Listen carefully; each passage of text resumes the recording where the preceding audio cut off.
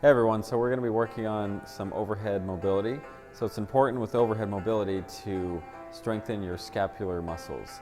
The scapula is this area here, so it's essentially your shoulder blade. This is a joint that forms with your rib cage and your scapula.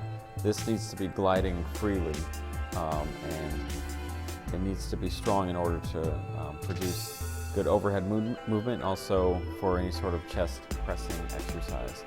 So I'm going to have Allie raise her arm up above her head and back down.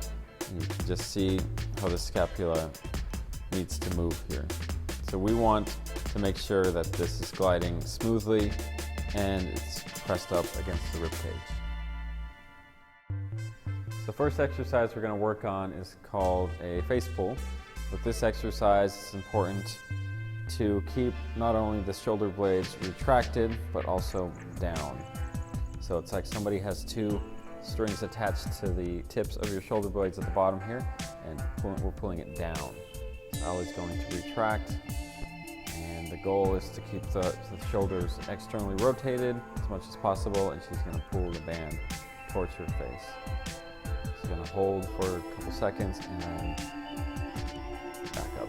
And again, slow and methodical is the best. So because it's important to combine these movements with overhead pressing, we want to perform an exercise that kind of combines scapular retraction with pressing overhead. So Allie's going to use the bands, and what she's going to do is she's going to pull the bands straight back towards her face, kind of like she's doing a face pull, and then she's going to externally rotate both shoulders, and she's going to go up like she's doing an overhead press. And the whole time she's thinking of keeping her scapula retracted and her scapula also pulled down. So it's not retracted so you're clenching your upper traps, it's retracted so you're squeezing your shoulder blades together and down like somebody's pulling a string. Slow and methodical is the best approach for this exercise. All right, so next we're going to be working on an exercise called Eyes Wise Tees, and you'll see why it's called that in a moment. But it's important that we do not use the lower back to help us get into this motion. So I'm going to have Allie put her legs up into tabletop position. She's going to hold this position. She's also going to press her low back into the ground so it flattens her back. So from here, she's just going to take the band, and again, thumbs or palms are going to be facing each other, and the shoulder's going to be externally rotated. She's going to start off by doing the I first. And you can do these all at once, or you can split them up into Eyes Wise Tees. Now she's going into a Y, which is more 45 degrees. This angle is also called scaption. Now she's doing a T. So you can kind of see why it's called Eyes Wise Tees. All right, so last in the series of scapular retraction, we're going to have Allie do a simple exercise, but this involves a lot of techniques. So I'm going to have her step over here to the band. This is a relatively light band, so she's going to grab the band with two hands. She's going to lie flat on her back.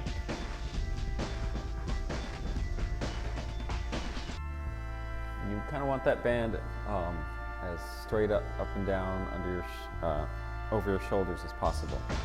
So what she's going to do without bending her elbows, she's going to have the band pull her shoulders in a protracted position, and then she's just going to pull back with her shoulder blades. It's okay if her rib cage comes up. That will help protract those shoulder blades a little bit more. And again, shoulder blades, we want to make sure that she's also pulling them towards that way, so towards the wall. So I'm with my friend Corbin, and he's going to show us some thoracic mobility. A good one to do is to introduce some thoracic rotation, and we're going to use some weight for that. So I'm going to have Corbin go on the ground here. So he's going to put the leg with the weight on the opposite side. He wants to kind of take out the low back from rotating as much as possible.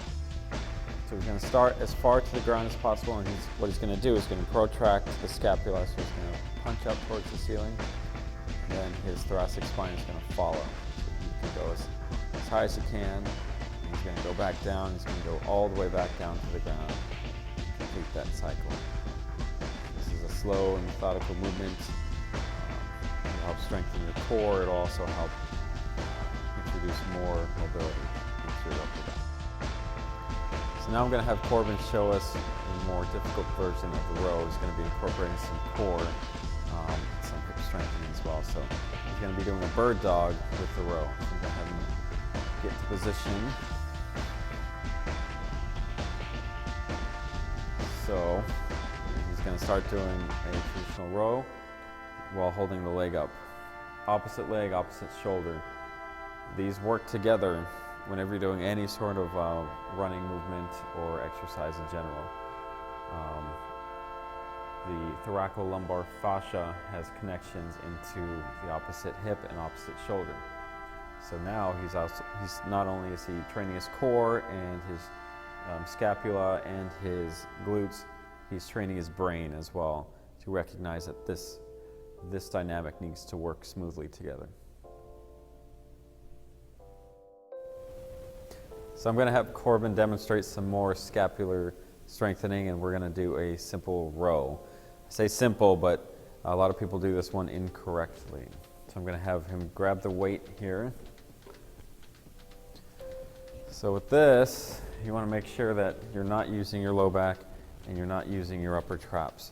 So I'm going to have Corbin pull the weight up, and notice that his elbow does not come straight back.